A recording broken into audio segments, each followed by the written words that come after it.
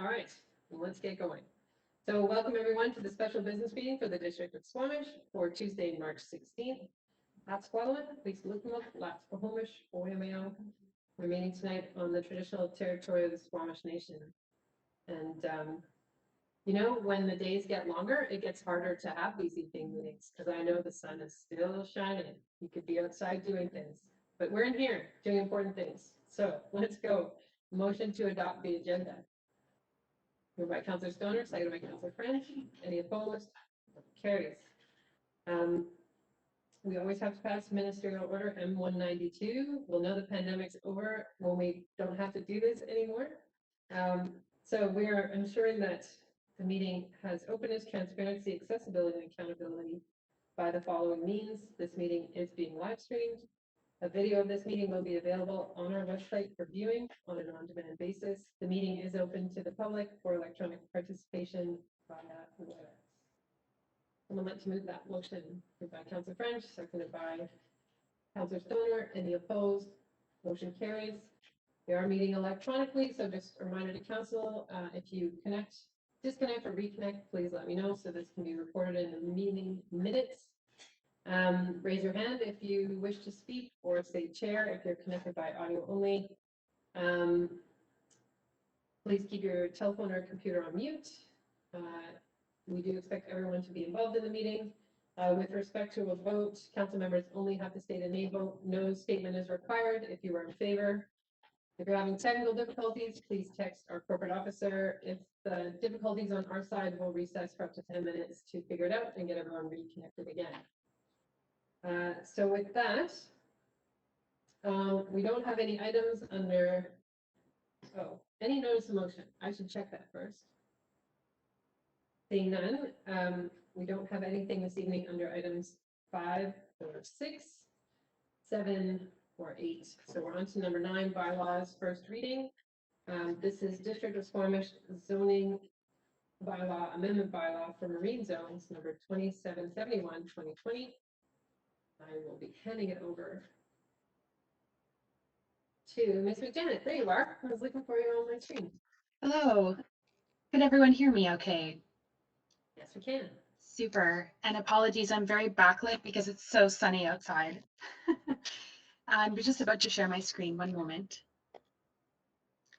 So my name is Sarah McJanet, and I'm with the Planning Department, and I'm here with colleague Matt Gunn. Tonight we are presenting Zoning Amendment Bylaw 2771 for first reading. And I have a few slides and just a short presentation given the in-depth preceding sessions that we've had with Council in October 2020 and most recently on February 23rd, 2021. And I'll be able to provide any necessary clarifications and answer questions that you may have at the end. The purpose of Bylaw 2771 is to establish a suite of new marine zones, marine use definitions and regulations to align with local land and water regulations, with current and future uses, and community stewardship objectives, as well as social, cultural, ecological, and economic values. For a quick recap on the formal bylaw drafting stage, at our last council workshop on February 23rd, staff collected further input on the draft bylaw, and at this meeting, council directed the bylaw be revised and brought back for first reading. On March 6th, the mayor's drop-in was dedicated to marine zoning, and we produced a short podcast piece that will be available at District B-Sides shortly. We also sent emails to past focus group participants and key marine contacts that worked with us along the way to provide an update and links to the forthcoming bylaw presentation for first reading, and to highlight the ongoing public comment opportunity that forms part of the bylaw review process. I also reached out to several additional forestry sector knowledge and leaseholders, as well as new upland owners, to keep communications flowing and collect further insights. And we've been updating our marine zoning project page as well. For the public that is tuning in tonight, there are 5 new proposed marine specific zones, M1 through M5, as shown here. Plus, we have applied an existing conservation P4 zone to several marine focus areas for enhanced ecological protection. The new M zones are organized based on generalized categories of marine use, including marine general, navigation, mixed use, marine recreation, log storage, and marine transportation facility for ferry terminal use at Darrell Bay. Also, for clarity, this bylaw amendment, Bylaw 2771, includes an updated consolidated Schedule A to the zoning bylaw for the municipality. The consolidated map series includes, of course, the new marine zones, as well as map updates for municipal, crown provincial, and a limited number of private parcels. They include previously adopted zoning amendments, improved alignment of zoning bylaws, zoning boundaries with legal parcel boundaries, updated zoning boundaries along the shoreline of the Mamquem River, as well as housekeeping amendments, such as applying park zoning with updated provincial park boundaries. We've also corrected a number of errors, such as rezoning private residential parcels currently zoned for park use. And we've applied a number of ecological reserve zones to environmentally sensitive areas that belong to the district. And we've been aligning district and crown lands with the Squamish 2040 official community plan land use designations. Briefly, we've done a number of edits and revisions since October, and we've listed these revisions in the staff report very clearly. They include things like marine term definition alignment and alignment with our floodplain management bylaw. We've added clarifications for allowable uses and marine calculations for things like siting, height, setbacks, and coverage. We've removed private moorage facilities from the M1 zone and done a number of edits to the M2 and M3 zones. Following council's input at the last workshop, we increased flexibility for parking requirements, as well as slightly increased visitor moorage provision.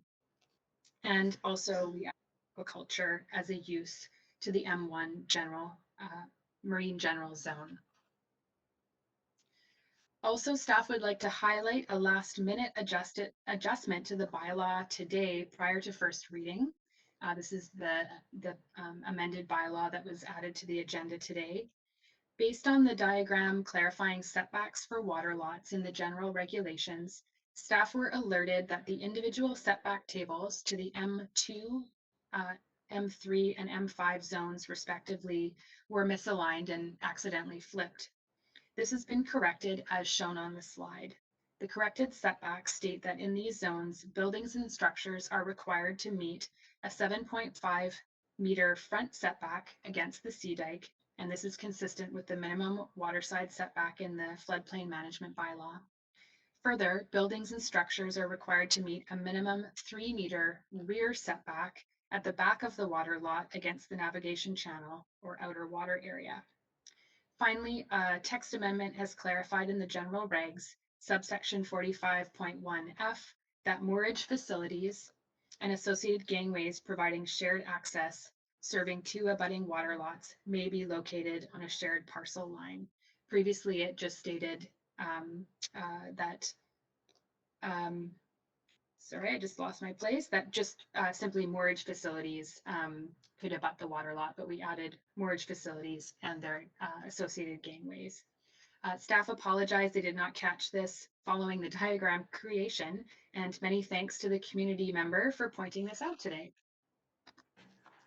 So with that, staff are recommending first reading of District of Squamish Zoning Bylaw, Amendment Bylaw 2771, and that subject to first reading, the district refer the bylaw to Squamish Nation, as well as federal and provincial agencies, as well as the SLRD for comment. The bylaw and mapping will be published to the project page for a almost 45-day comment period through the end of April 2021 due to the spring break at the end of March. A summary of comments and revisions will be brought back to before council at second reading, anticipated sometime in May, just depending on the intergovernmental referral review timing. With that, I thank you, and Matt and I are happy to take questions. Thank you. Thank you, Ms. McDevitt. I just want to confirm something, change from committee of the whole, that the housekeeping amendments no longer include Pioneer Way.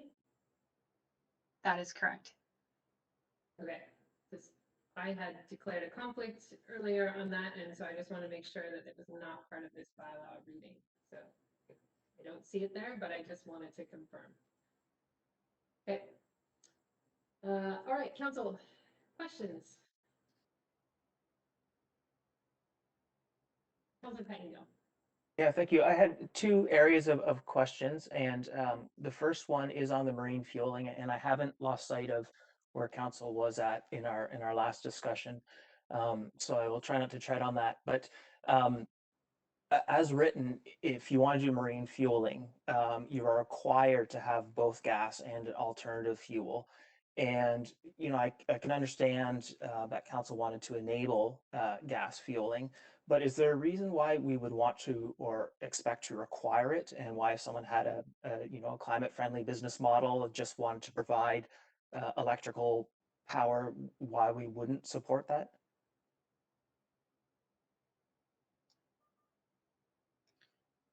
Through the mayor, that is correct. So currently as defined under marine fuel sales, the definition means a marine service use in which fuel for boats is sold and includes both gasoline and alternative fuel service for hybrid or electric vessel propulsion systems. Based on the discussion that we've had with council and the district's interest in supporting and commitment to supporting climate action, we've added the alternative fuel service. I think that if someone came forward with a marine fuel sales that was only electric, that would be definitely a discussion with the municipality based on the definition and the requirement as it sits right now. We understand we haven't done an enormous amount of research around this, but I think it's sort of a transition time, and as electric vessel propulsion systems kind of increase in availability and in the market, I think that that would be something that is supported, obviously, but to exclude gasoline fuel service would be tricky for a number of vessels that are operating on based on regular gas. And so, sorry, if I may clarify though, is the reason then, given what we already have for fueling infrastructure, why so is that a reason why we feel we must require gas for new fueling as opposed to just allowing for it? I'm not sure if I'm fully understanding the question. I think we tried to provide that that hybrid solution to ensure that not only is gasoline provided, but in addition, an alternative fuel service for hybrid electric vehicle propulsion systems would also be provided, but not at the exclusion of gasoline. Right. So, but as I read this bylaw, if I want to open an all green electric fueling station, I would not be permitted to. I would also have to sell gas, as I read this as written. Is that correct? I think the language, Mr. McKenna, is the gas required or is it allowed? It's allowed in the definition, but the way that the definition is framed is that both of those fuel types are provided and that they're both included. So as it stands, the definition basically states that both are provided. So in order for marine fuel sales for that use to meet right now as it stands and is worded, it would require both. So if council's intention is to ensure that a fully alternative fuel electric fuel service station is provided, we could try to reword that such that it could allow for simply electric. Yeah, so okay, I may make a resolution to that effect later then. Just continuing a little bit for some clarity, and I can't remember if we discussed this, but is there a reason why it says gasoline specifically and not diesel, marine diesel, bunker fuel? Through the mayor and through the chair, sorry. Gasoline is just sort of a broad term that's used, and we haven't drilled down into other specific fuel types, and we've followed essentially the context in our parent bylaw around terrestrial fuel sales that just states gasoline.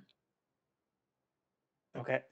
And just the other concern I had is we have defined in our, not in this part of the bylaw, but in the broader bylaw,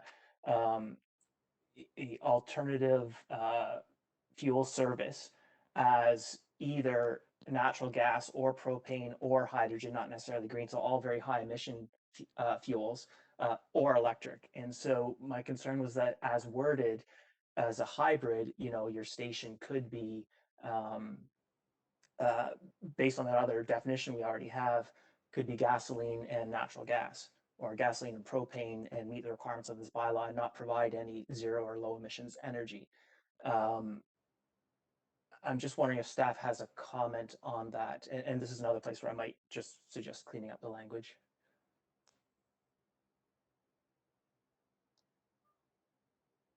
No further comment from me, and I'll just look to Mr. Velanishkis or Mr. Buxton. I'm not sure if there's something further that they'd like to add in this case.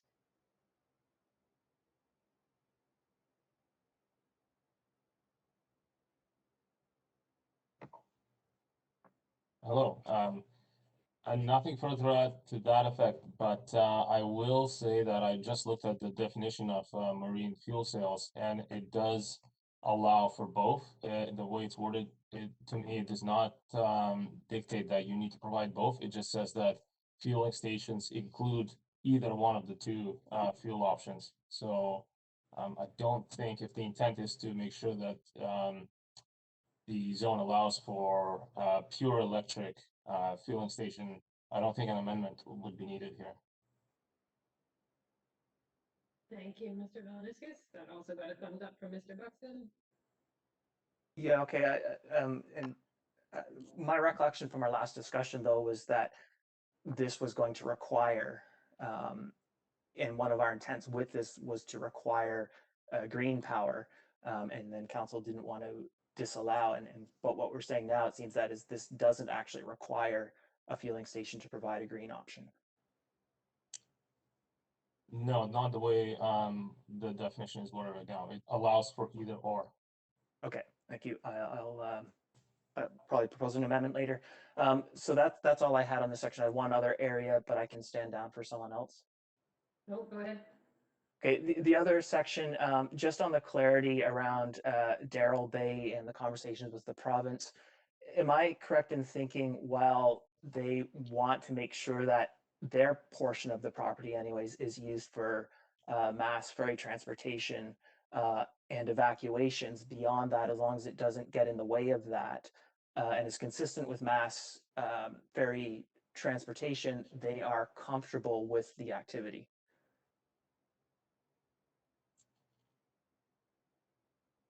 Through the chair, so in our conversations and based on the ministerial order that exists for Darrell Bay, for the ferry terminal use, the ministerial order is very specific to the emergency recovery facility, or ferry, as they say, or the ferry terminal use. So the zoning, the M5 zoning that we've created is aligned with that, and then also includes some additional pieces, additional uses, which are that we've added marine transportation services, and then some minor accessory uses, which include minor vessel repair and office and surface parking. So the province has seen that M5 zone and did not have any sort of further comments just around the permitted principal and accessory uses that are there. And thank you. Just if I might clarify, though, they didn't, you know, as long as it was it could be a public or a private ferry terminal, anything of a ferry terminal sort, they were okay with. Is that correct or accurate?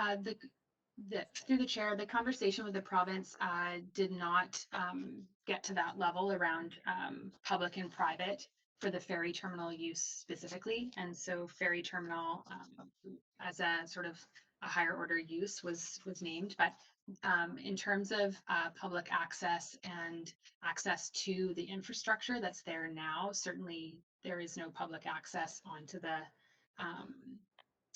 onto the infrastructure that exists now, or public access that's built out for that zone near and around the ferry terminal itself at this point in time. Okay, thank you. Thank you. Other questions? Councilor Anderson, then Councilor Hartford. Thank you. It is clear from my own observations and from other folks on the waterfront that we do have a sewage disposal problem within our marina areas relating to liveaboards.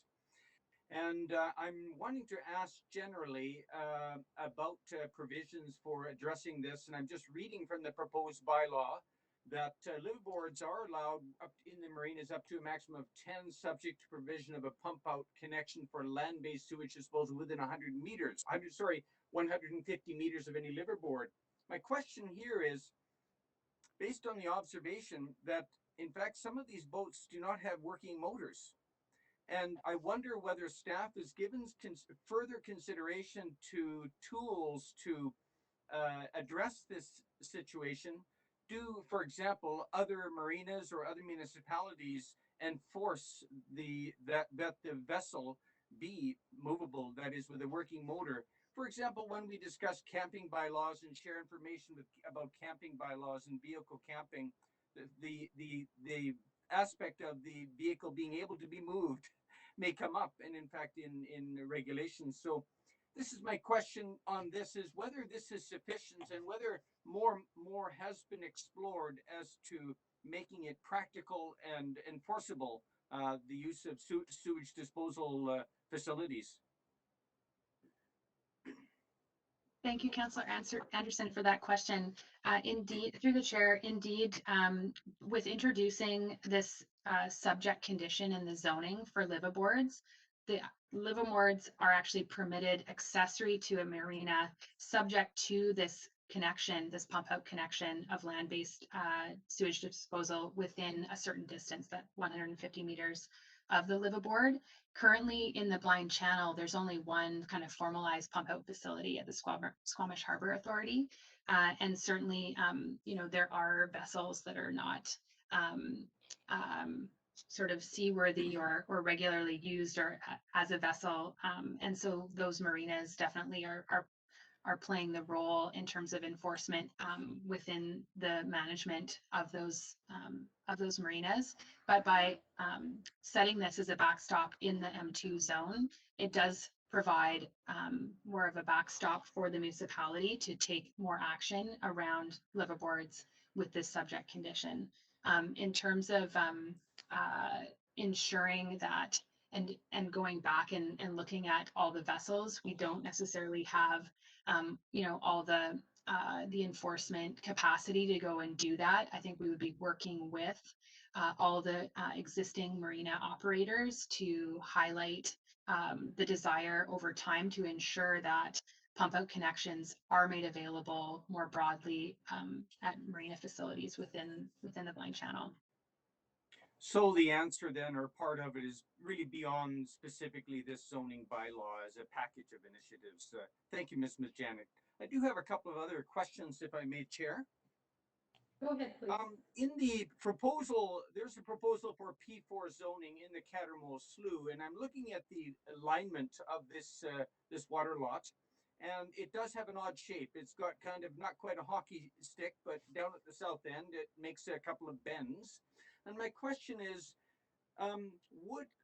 because we have in past discussions addressed our just collective uncertainty as to the future of the southwest corner, the marine employment or waterfront employment area of the Oceanfront Peninsula. My question is, does the planning department stay away from split zones? That is, because of the oddball shape, could it conceivably be considered to have a split zone, that is that particular water lot, and assign a different zoning to the southerly portion of it? Just as a scenario, is that something we stay away from, split zones? Thank you for that question. Through the chair, definitely something that we could consider, especially at the sort of the dog leg area. typically and generally speaking, split zoning is not a practice that we try to follow. We try and match zoning boundaries to legally surveyed parcels that exist, but it's not always possible. And in fact, with this marine zoning, what we've encountered is that at the natural boundary does not follow tidy legal parcel boundaries. So there, in fact, is a little bit of split zoning that is happening in a number of areas where you've got the M zone up to the natural boundary with the water. So if with that Catermole crown parcel in the dogleg that kind of comes out around the peninsula, we could definitely look to adjust that mapping if it's council's pleasure to do that, and to consider just a cleaner line between the P4 and then I'm assuming that the M4 zone or M1, sorry, the M1 Marine General would be the adjusted zoning that perhaps you're thinking about, but maybe Councillor Anderson, you could clarify. Yes, that is, and I think you've answered my question adequately. So there may be some future scenario of this that just pending future developments and discussions within the process of this bylaw. Thank you, Ms. McJanet.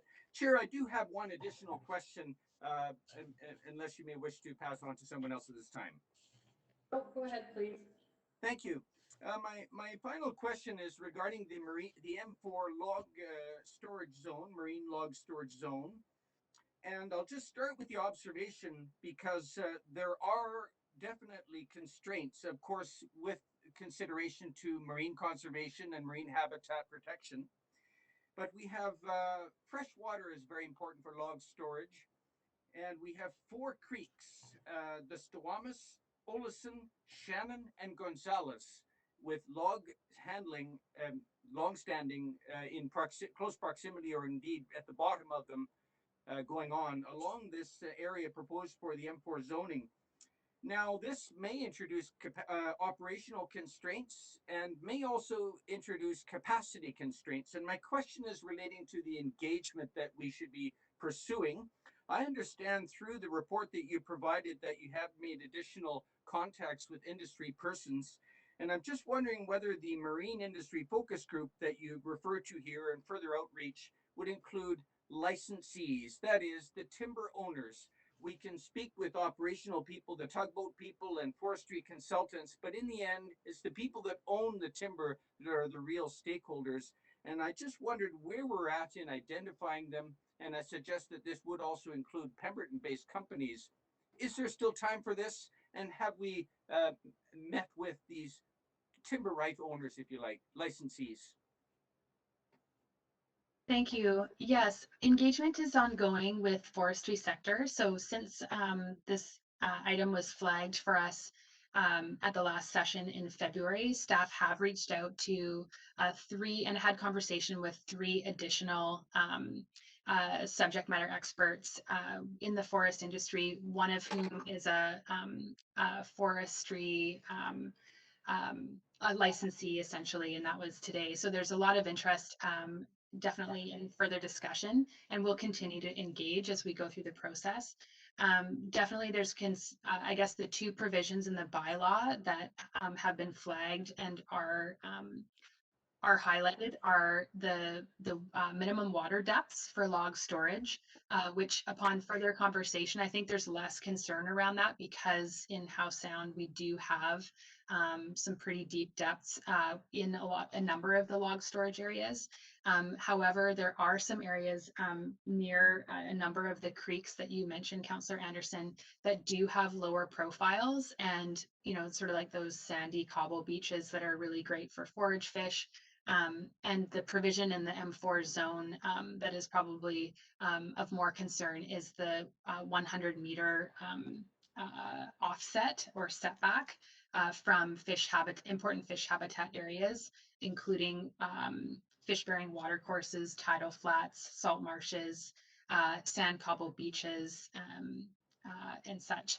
So in looking and discussing in detail with the operations folks that are dealing with log transportation and the storage areas specifically, we will be hosting further discussion and looking at the specific tenure areas and the ability to progressively over time for new tenures or tenure renewals to work with the industry to look at how we might be able to offset and adjust, but we are very very alive to some of the realities, and the teredo worm, for example, that does impact the logs while they're in storage, and it's there's some seasonality, and obviously this activity fluctuates in terms of volumes of log transportation throughout the year, but we're definitely learning a lot,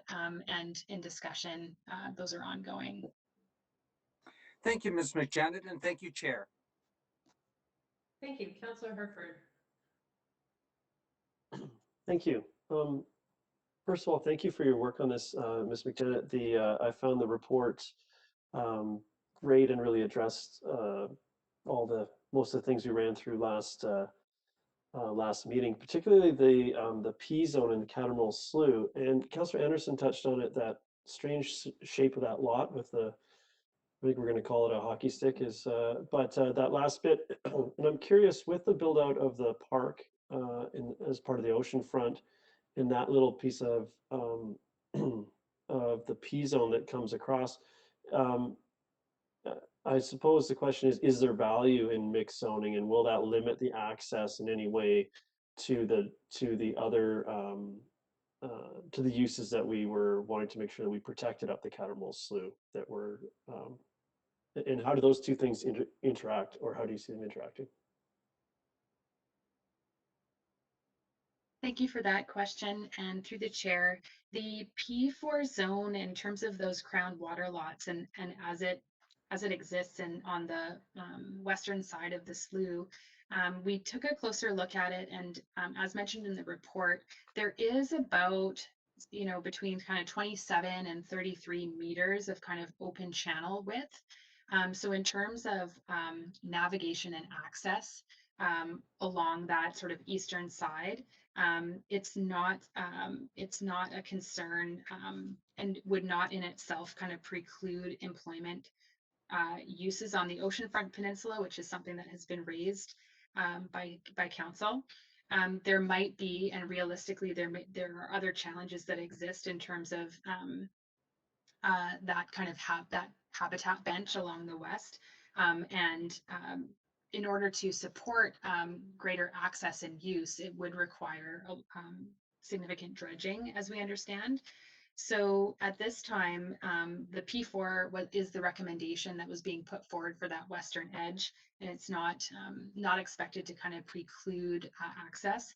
The alternative zones that are set out, the suite of zones that are proposed as part of this bylaw, the M1 zone was not selected as a zone for that western side because of the community water access, and in terms of future infrastructure along that west side, or water access against the 3rd Avenue Road. That's the truck route and the entry to the terminal. So it's not an ideal place for any kind of community water access on that western edge, and that's why the M1 zone wasn't chosen there.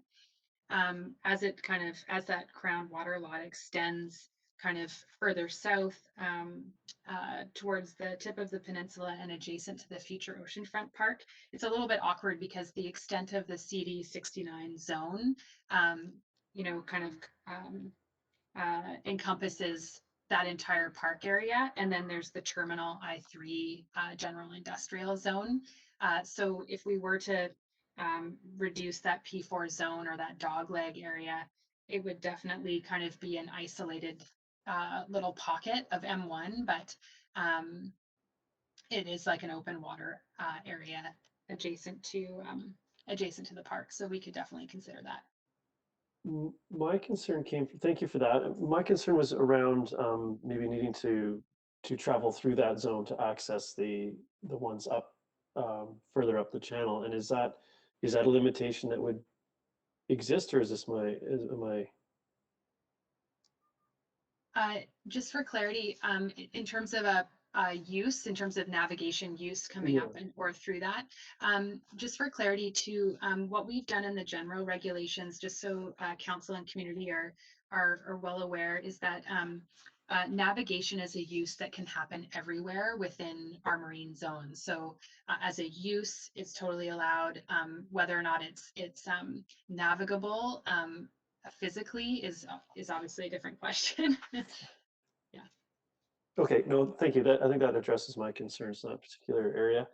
And the last thing is, there was some talk of aquaculture last time. Could you just remind us of the definition of aquaculture as it relates to these regulations?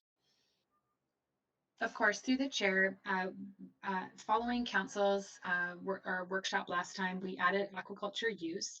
The use is already, we added aquaculture use to the M1 zone. And this is a use that's already defined in the parent zoning bylaw 2200. It's currently defined as the controlled cultivation, rearing, and harvesting of shellfish and marine plants. So it does not include marine or land-based sort of fin fish. And we also, when we added the aquaculture use to the M1 zone, we added a subject condition, which also just highlights that aquaculture activities and structures shall be permitted subject to licensing under the Fisheries Act and tenure for aquatic crown land approved by the province of British Columbia where required. So it's the federal government that licenses aquaculture, although I did learn that it's actually the province that deals with marine plants under the Ministry of Forest, Lands and Natural Resource Operations. So there's a bit of a split there, but we would that use would only be subject to all necessary licensing from the federal and the provincial governments. Okay, thank you. I'll leave it there for now. Thank you. Thank you, Councillor Rice, and then Councillor Stoner. Thank you. And with respect to this this hockey stick piece, my concern was similar to other councillors. I don't know whether it was last term or the term before. We gave the developer of the oceanfront at that time permission to have a travel lift operation down in that corner, which would cross the path. And it'd be more like the situation that we might be familiar with at Granville Island, where this thing carries boats over the water, drops them down, picks them up and goes back and then puts them up in dry land. And the people just kind of go by when it's happening. But they typically are built with two rather narrow piers sticking out over the water, and the boat comes in between, and this thing goes out and scoops it up. And so that was the concern I had, was whether or not an operation like that, and I have no idea whether it will still happen, but something like that would be frustrated by this zoning. And so my thought was to have a split zone, as Councillor Anderson suggested, just starting when you're going south out of the Cattermole, just starting where it makes its first bend and goes from there more or less to the end of that green strip and catches the two bends. Because the operation that was contemplated from the developer was right at that very southwest tip. It was not, there was nothing farther up the Cattermole. That was always a soft edge. So it's just that very end piece that may have in the future, depending on how it develops and so forth, it may have an operation similar to that where boats have to cross it. There might be a pier infrastructure going out to allow the pickup of boats.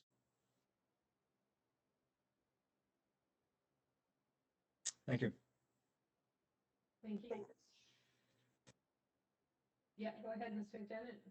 Thank you for that comment and question, Councillor Race. And indeed, I think just for clarity, are you speaking of the boat lift? Would that be the same as a boat lift? Yes, thank you. That's a permitted use in Block C of the Waterfront Employment Marine Center for the CD69 zone. And so with the points made tonight, we can definitely take this back and connect with the oceanfront development team, and then also look to adjust the zoning for tonight's presentation and request for the bylaw consideration of first reading. It's hard, we can't adjust sort of the mapping on the fly as we could a text amendment to the bylaw itself. But depending on where council sits, we can definitely adjust the zoning, and that could be captured in the minutes to bring back a revised Schedule A before second reading. Mr. Villaniskis? Thank you. Just wanted to clarify that looking at the map, our district park, which is the Oceanfront Park, starts before the first bend in that hockey stick. So any pier that kind of goes into a navigable area where you could potentially navigate would have to cross district park, which is quite unlikely. So once the straight section of that hockey stick ends on the souther end and it starts to bend, and it's really unlikely that somebody would be able to build an access facility through the district park into the deep side of the water. Just wanted to clarify that. Councilor Race? Thank you. Then the only thing I could suggest is just to touch base with the oceanfront people and see if that use is somehow frustrated by that zoning. It was a key part some years ago of the plan for that corner. So if it's moved or just been abandoned, then I'd agree with you, maybe no need for it. Thank you, Councilor Stoner. Thank you. Through the chair, I just had a quick follow-up on our discussion at the last meeting about the location of parking and allowance of parking kind of further afar. As I read it in the proposed bylaw, it doesn't actually speak to what I thought was one of the key components of our discussion, that there be some sort of shuttle service available if the parking was going to be further afield. And so I'm just wondering if staff can speak to that. And then also the proposal currently is that it just include the downtown core, so a 400-meter kind of buffer. And I'm wondering why we didn't explore a little bit further, knowing that parking in that downtown core is already quite challenging. Go ahead, Ms. McJanet. Thank you for that question through the chair. So with the direction from council to increase flexibility around parking requirements. So previously we had just sort of a text 400-meter buffer allowance for the location of off-site parking, subject to a covenant, essentially securing that off-site parking use. We then looked at, and based in the spirit of council's request, we looked at the downtown area and then the existing map that we have within the parking part of the parent bylaw. And when you measure off basically the distance from the edge of those Mamquin-Blind Channel water lots to sort of the furthest reaches of downtown, it is greater than 400 meters. Although for the properties kind of on the up against the estuary with 6th Avenue, 5th Avenue, we thought that it wasn't super realistic to see that there would be sort of banks of parking, or that doesn't definitely wasn't kind of an area I think that we've contemplated for any kind of parking infrastructure or structure. So we thought that the Schedule D map, it's a little bit greater than 400 meters from some of those water lots. And then similarly, it also includes lands kind of north of Pemberton as well. So to that point, we thought that the Schedule D map was a reasonable kind of polygon to highlight for parking. In terms of the comment just around increased flexibility and allowance for parking that could be supported through a shuttle transportation, we didn't add that explicitly as a subject condition requirement. It seemed that requiring parking with a shuttle service for sort of like individual projects might be quite onerous, and that's something that from a larger transportation planning perspective would be something that we would want to look at for the downtown more broadly, and then that we could look at that through further transportation planning that we're doing for downtown. Okay, just one quick follow-up on the polygon. Appreciate that explanation. One piece that just jumped out at me, for example, is like the Adventure Center parking lot, not necessarily throwing that out there, but it is one of the few actual parking locations, and it's not currently included in that polygon, and I'm just curious about that piece. And if we can expand that. Certainly that's something that we could look at, and that does exist as kind of an area that is used for parking for sure. In terms of the longer term sort of ability and parking provision there, I think there's probably further discussion across the district and with partners just around how much parking is long term will be available there and for that use. But we can take that input and definitely do more review around this. All right, any other questions? Councilor Pennington? Yeah, thank you. Just want to clarify, the M5 zone, I understand a portion of the area is under a ministerial order, but as I understand it, the M5 zone covers a larger area inclusive of public property, by which I mean district property, that is not under the ministerial order. Is that correct?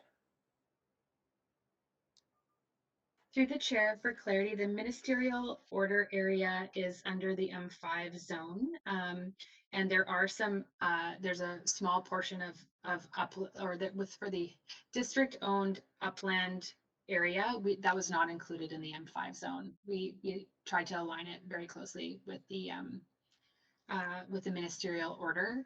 The North Bay at Darrell Bay, while it's part of the ministerial order area, because of the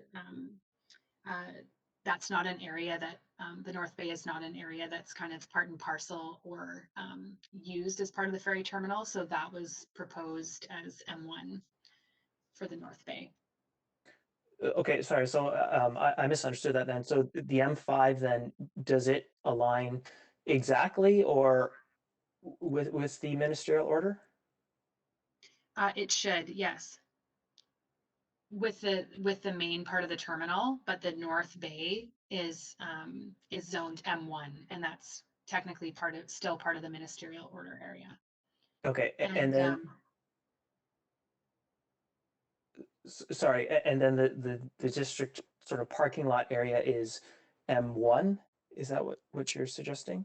The upland is still maintains its I3 zoning for the district lots. Okay, thank you. That hasn't been adjusted. Thank you. Councilor Anderson? Thank you. In the past, when we have discussed this marine zoning package, I brought up the issue of the alignment of the water lot in front of the Juaniac Park that is proposed for M3 zoning. That alignment is not in mid-channel, and the reason for that is because of the previous use on the easterly shore, which was a barge loadout for the previous sawmill, which won't be coming back. My question is, when we consider the future scenarios of realigning this, and staff has indicated this isn't presently in the work plan to address with Transport Canada, but should it be, this may open up opportunity for example, visitor mooring on that water lot. It's been pointed out throughout the report or in various passages that there is a scarcity of visitor mooring, and this is a concern thinking long term. But my question is, what would this mean for this M3 zoning if we change the alignment of that channel in concert with Transport Canada? Do we need to rewrite the zone for M3? It is an oddball alignment, and it is not a very common one. Normally, we're looking at equidistant between the shores. as to an alignment like this, but it does constrain the geography of that water lot and for potential future uses. So my question is, what does this mean for the bylaw as we draft it today, the future scenario of a realignment of the water lot boundary? Thank you for the comments and questions through the chair. Should any of the water lot boundaries be adjusted in the future, then we would look to amend the bylaw to better align the zoning boundary with any legal lot boundary changes. And that's not just the case for that municipal water lot, but for other water lots as well. So over time, we would look to kind of continue as housekeeping to adjust and accommodate as needed. Thank you. I don't have anyone else on my list, so happy to move on to comments or a motion on the floor. Councilor Reese? I'll move first reading. Councilor Anderson, Councilor Herford seconds that. Comment? You have a comment, Councilor Reese? Sure. I'll be brief. We have discussed this several times before as a council in open meeting, but this is something that I've waited for quite a number of years, and I'm happy to see now the rubber really hitting the road, as you might say, with this zoning starting to take shape. This represents a lot of work. There's a lot of different levels to marine zoning that may not be apparent on zoning on the land. And lots of different users pass through it, lots of different stakeholders, and it's been a significant consultation period. I can remember meeting with Ms. McJanet and Ms. Besego. Gee, it must have been 3 or 4 years ago when this process, the Marine Action Strategy, actually started. And there's been an awful lot of work and consultation since then. So I commend staff for this. I think this is a really good thing. There might be the odd little tune-up coming along based on comments, but this, I think, is a great first step, and happy to support first reading. Thank you, Councilor Anderson, and Councilor Pettengill, and Councilor French. Thank you. I also would like to commend staff for the work done, the research work, but not least the engagement. And it seems to me that staff have been very responsive and nimble in addressing concerns and information that's come forward.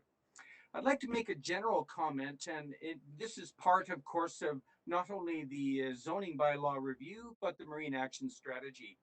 And I think it would have been desirable that some further work be done on other aspects of the Marine Action Strategy, not least needs and opportunities assessment would have helped this bylaw process. However, some of that work has been done along the way. But I will just highlight one issue. At this stage in the process, we won't be engaging it at this time, but we need to consider it in the near future and to give it due consideration as we realize the rest of the Marine Action Strategy. And that is zoning for Site B and Squamish terminals. And I'll just highlight some policy background that we might have considered, all of us, with respect to these two areas zoned presently for I3. That is not specifically marine, but perhaps we should have been, and we should consider a specific marine zoning for these areas. In the case of Squamish terminals, the province has already done this. In 2005, through the port strategy and its shareholder letter to the property owner, which is BCR Properties, it specifically spelled out that this is for port use only. And so the province has decided it's not for general industrial, it's for port use. And this is quite explicit. In the case of Site B, we have the estuary plan, several OCP policies, the intent of which are clear, and regional district, regional growth strategy, which has a policy item relating to Site B and Squamish terminals, and agreements at the time of transfer to the Squamish Nation, agreements with the province, suggesting that or indicating the significance of Site B for marine-related uses. And these are big strategic issues. We can revisit them later, but I think they're very important, and they are important beyond Squamish, but for the interior and the province as a whole. Thank you. Otherwise, I'm happy to move support at first reading. Thank you. Councillor Penningham. Yeah, thank you. I appreciate the work on this. I know it has been a long time in the works. I do have two small changes I would like to propose, and I'm not sure if that's best done with a comment or an amendment or two amendments. Chair, some direction on that? Are you wanting to provide staff guidance to look at something, or do you actually want to propose zoning wording? I'm not fussy about the wording. I mean, maybe I can just sort of say what I would like, and then I can reframe it as an amendment if that's desired. Because we made pass first reading and direct staff to re-examine the definition of something, or, right? Prior to second, or do you Yeah. want, would that make sense, Ms. Arthurs? Yeah, so move first reading with a direction to staff of what you want to change. Okay. Sure. And so the two things are, one, I would like the marine fuel sales definition to be updated to permit but not require gasoline fuel, and to require electric or zero emissions fuel. And Is that the only amendment you're proposing? Let's do them all at once. okay, and then the other one, and if we're doing those amendments, I might test them separately. The other one was just in the intent of the M5 zone, just to add that the intent of the zone is to provide for and regulate marine transportation infrastructure at the Darrell Bay Ferry Terminal that does not preclude emergency or public service. And I can speak to both of those if there's a seconder. Let's do them one at a time. What was that, Councillor Stoner? I was going to second the first amendment. Okay, we have a seconder for the first amendment. And this is on the change in definition for fueling station.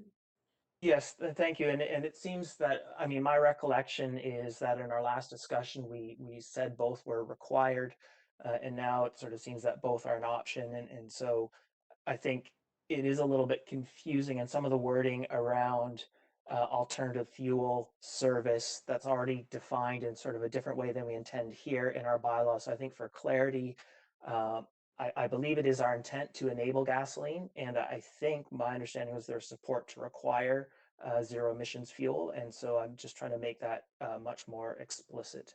And so whatever wording does that, I think would be a good idea for clarity. And I think that, again, meets our climate goals, but provides people the flexibility to provide gas if they wish to. Other comments on the amendment? Councillor Reyes.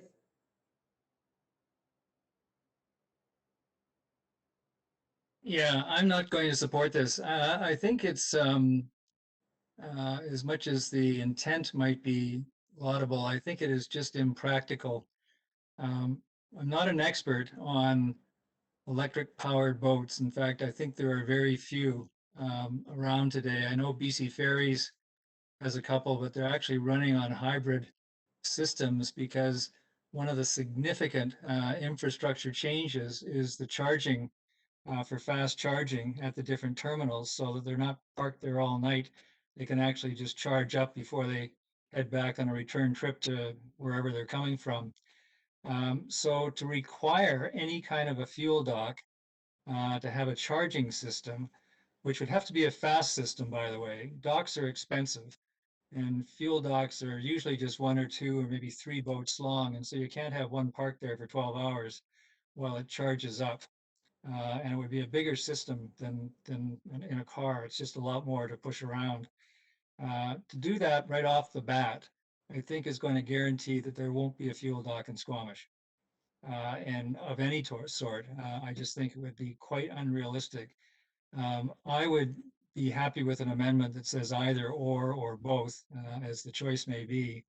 But to try to impose an electric charging system means that it could be literally decades before something like that actually makes sense with the boat market the way it is. So I would not support this amendment. Any other comments?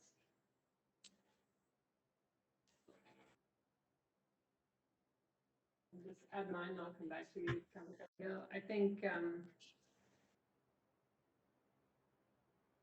we know we have to go in this direction. I think there's already movement afoot to electrify our ferry fleet. I don't know where small boat craft are at in that regard. I think this is something that requires consultation and understanding from marina owners at this point and those that will be building them in the future. So I think, to me, at this stage, we would look at the options. And certainly the smart people will be planning for the future. So I mean, bringing infrastructure to the front of the water lot to eventually service a low carbon fuel recharge.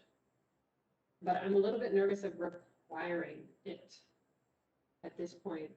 And I simply don't know whether the technology exists or how many boats are traveling under electric power. So in the same way that we're requiring electric vehicle charging infrastructure in buildings, but not having it built out entirely, so that's roughed in, I think there's probably a happy medium here, but I'm not going to support the amendment as stated.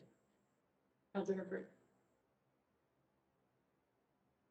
Thank you. My feeling is that it is along the lines of actually both of the two previous speakers, where I think that the future is headed this way. And as much as we like to drive change, I don't feel that the markets exists for these chargers at this point. But I could see some cleaning up of the language to further clarify what we mean there, and not requiring gasoline. But I think it's pretty safe to assume that that's going to be a necessity of the business that opens there at this point.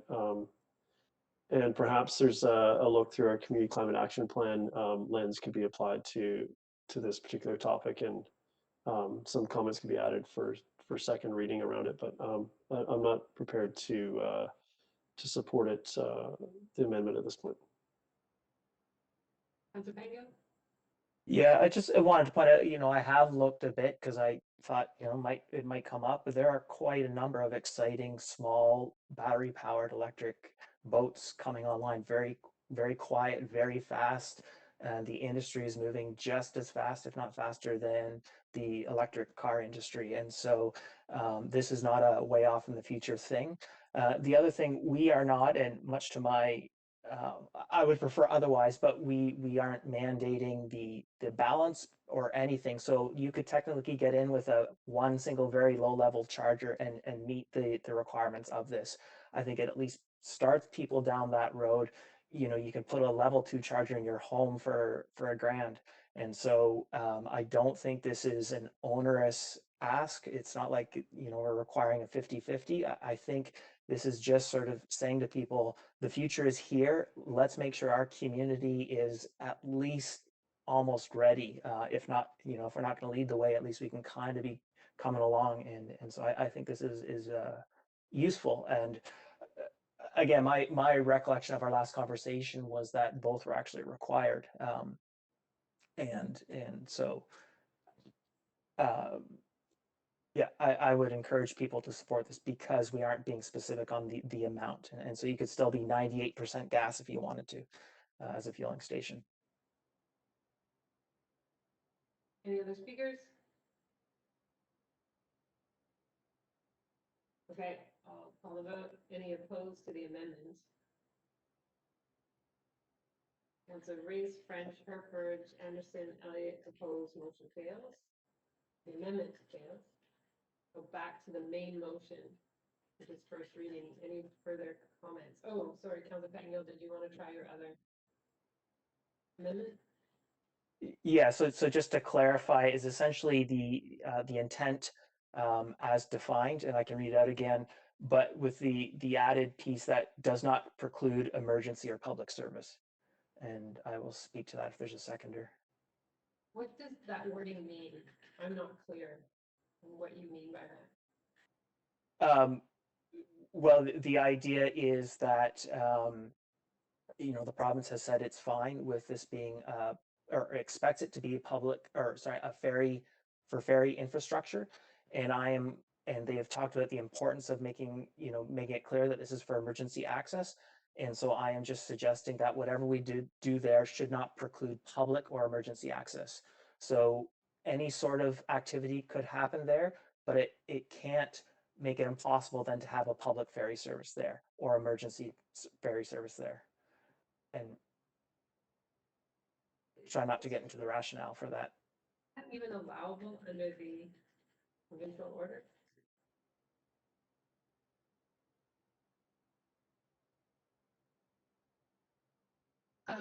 Through the chair, I would have to have a closer look at this. I can't speak to this at this time, so would have to come back with some more detail around the ministerial order, and we could have further discussion with the province on this piece. Thank you, Councillor Rees. You're on mute. I'm not an expert on this, but this is also one of those situations that I think would need a little bit more research. I was at a meeting last term with the Ministry of Highways and Mayor Heinzman and staff concerning the possible use of Darrell Bay by wood fiber, and saw the map, and that whole South Bay is the subject of the ministerial order. And so you can just imagine it as one big water lot for the exclusive use of the province and the ferry terminal. And the discussion at the table was that if wood fiber wanted to run passengers back and forth to wood fiber for work crews or something like that, that was going to require an order in council to allow that to happen. So I think it's not the kind of thing that we can affect here. It's not a normal water lot like in the Blind Channel. It's a ministerial order.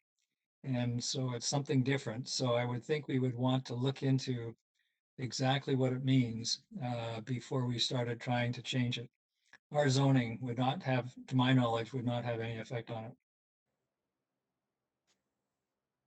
So, and given that staff are unsure of your requested amendment, could I suggest that it's something that you ask staff to look into prior to second reading rather than trying to amend? Yeah, yes, I could accept that. So can you make that motion? Yeah, so I guess I will ask that staff look into us adding into our zoning that the use does not preclude emergency or public service. Either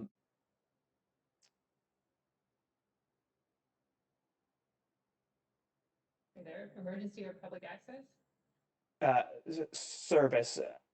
I can speak to the clarification if there's a seconder or. I think you should clarify before you get a seconder. Well, I'm just trying to be clear because there's been comments that, well, it's going to be ferry infrastructure. There's going to be areas the public can't go. So I'm not trying to say the public should be able to walk anywhere and everywhere on the site, but I'm saying if there's a ferry service or services, it should not sort of preclude the also operation a public ferry service. So where the public could get on a boat and do something, go somewhere, but it doesn't mean they have to have access to every point on the site. So I'm trying to draw that distinction. Okay, so you want staff to look into the M5 zone doesn't include emergency access or the ability for a private operator to establish a ferry service in that area. Yeah, public ferry service. Correct. So you would like that brought back for second reading? Yes. Please. All right, so is there a seconder to that amendment to first reading? It's not changing the wording of the bylaw, it's simply asking as part of a contingent on first reading is that staff look into this a little bit further for second reading. Is there a seconder? Councilor Herford, you're seconding that? Any discussion? All right, any opposed to the amendment? Councilor Race opposes, Councilor Anderson opposes, motion carries. So the amendment carries. So the main motion with that wording added from Council Pettengill.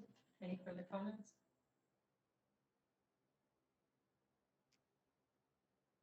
Council Becker. Yeah, thank you. I appreciate the support in the second resolution. I think for me that First Amendment was pretty important when I look at our climate action plan and the pace. We have to get a 45% reduction in emissions, not, our per capita reduction, it's an absolute reduction. And so I think something like this is really important. And so I think in everything that comes forward, we have to be pushing and leading on this. And I don't think we're doing that there. And I believe that's critical as we're building out new transportation infrastructure.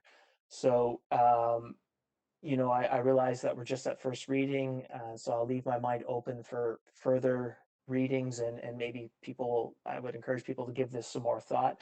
But I'm afraid that piece is a deal breaker for me now. But there's a lot I do like in this, and I hope to maybe we can have a change of heart. Maybe I'll have a change of heart by second reading. But I'm not ready to support this without that amendment at this point. Thank you.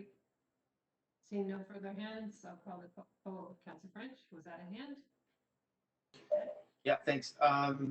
Just wanted to acknowledge the patience of marine users who have waited a long time for this, and thank them for their valuable contribution as the work has been done, the good work that has been done by staff. And I'm very much looking forward to getting feedback from the other government bodies that we'll be awaiting feedback from.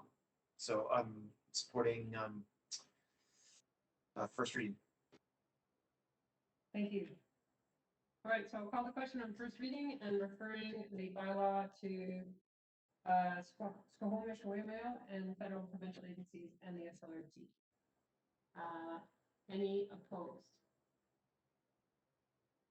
Once again, no opposes, motion carries. Thank you, Ms. McDevitt.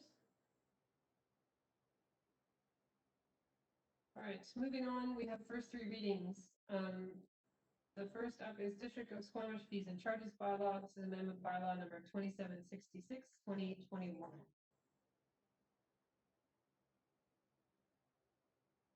Okay, hello everyone. Can you hear me okay? Yes. Yeah, okay. Let me just share my screen. Apologize for my children in the background there. Hopefully they don't stage me here. Okay, good evening, Mayor and Council. For anyone tuning in, my name is Devin Kienega. I'm a municipal engineer at the district. And tonight I will be presenting proposed changes to the fees and charges bylaw to be considered for first three readings. So this was brought before the Committee of the Whole for discussion back on November 10th.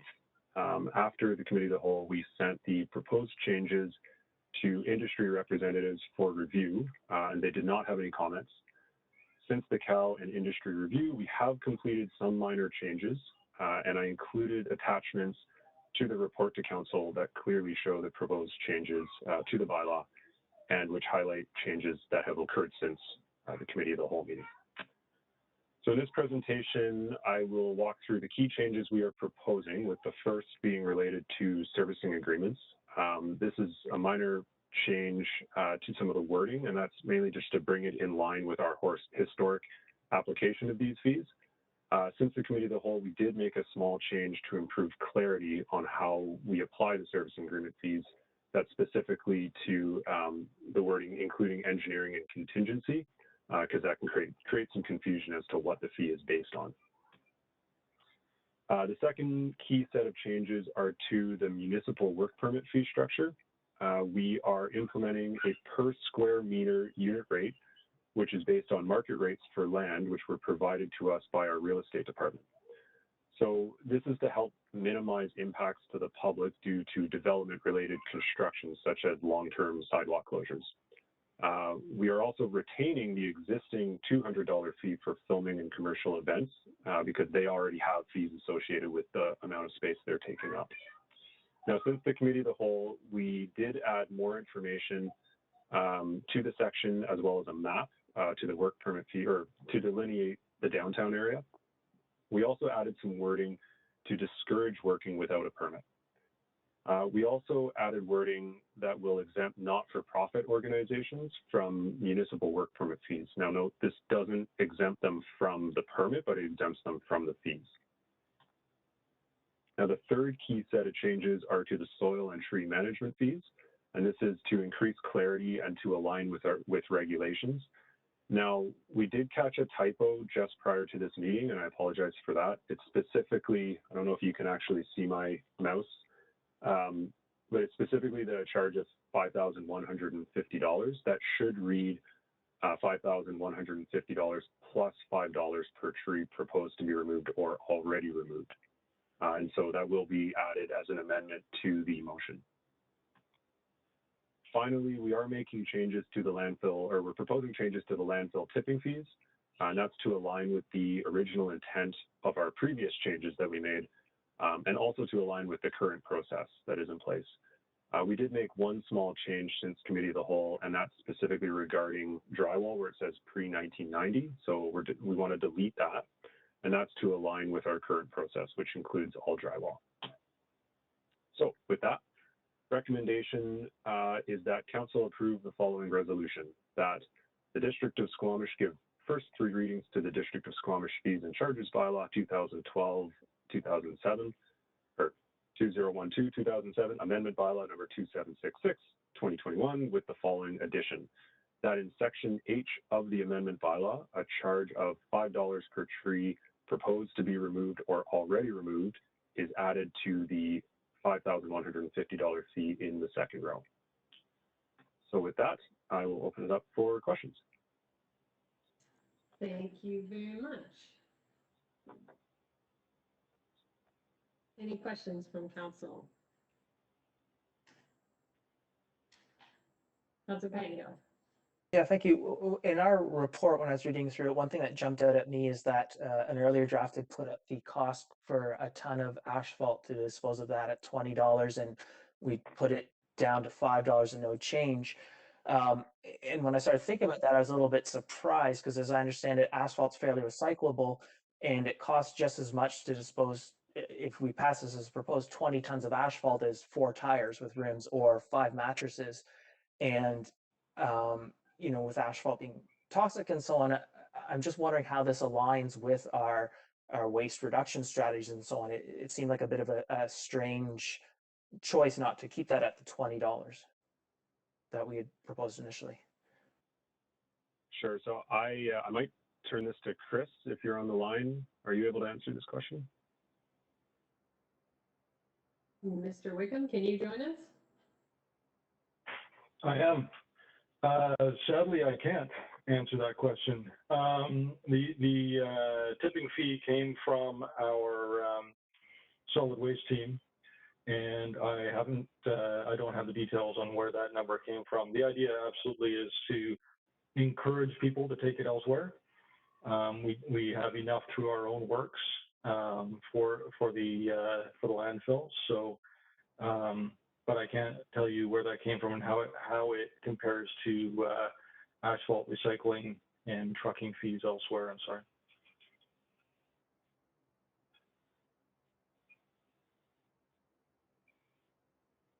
Bit of a conundrum. Any other questions? Councilor French? Yeah, I'd like to know a little bit more about the striking the pre-1990 from drywall, because my understanding is that relates to the potential presence of asbestos, which makes the processing of scrap drywall a little more complicated and expensive. So does this now mean that we will be taking asbestos-laden drywall? And then how do we deal with that? Go ahead, Mr. Wickham. Yeah, through the chair. I know the answer to this one. Yes, what we wanted to do was, instead of creating a policy on what drywall we do and do not take through the fees and charges bylaw, we wanted to just strike that out of the fees and charges bylaw itself, and then use our policy, which is a little bit more nimble, to work on what we accept and what we don't accept.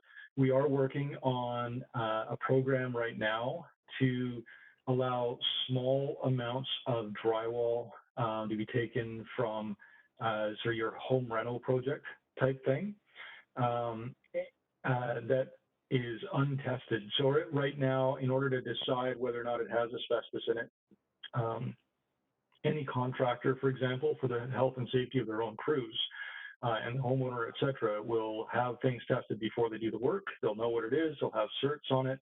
And then we can deal with them. Where we run into trouble is where people are doing their own work in their home. They don't know what they have. They show up. They say they know. They pretend they know what they have, and then we can end up with asbestos in our workflow or process flow. And so what we are working on is a pilot project for later this year, where we'll be able to take small amounts of whatever kind of drywall, and we have a contractor who's able to deal with that drywall. So we're not ready to go any more public on that than we are today, but what this does is lay the groundwork for that sort of program. Okay, great. Thank you. You, any other questions? Councilor Bengo. Thank you, Chair. This is maybe a process question. I guess I'm sort of thinking in my head, I might move second reading, but ask that staff come back with either an explanation of how these charges generally align with our waste reduction strategies, or an amendment on that asphalt price. And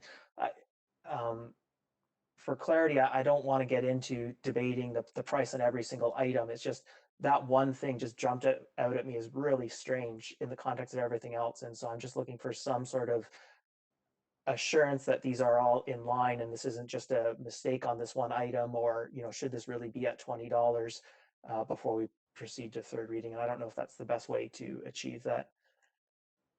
It just seemed like such a strange in the context of everything. But I guess my question to staff is there any way we can get the answer tonight so that I can defer a decision on this for a few minutes so we could recess?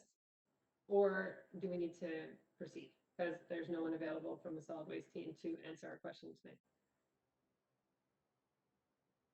I'm working on getting the solid waste team on the phone here, so we can defer this for a short period if you would like and come back to it. We recess for 10 minutes then? Would that be helpful, Mr. Wiggum? Sure. Okay, so we'll come back at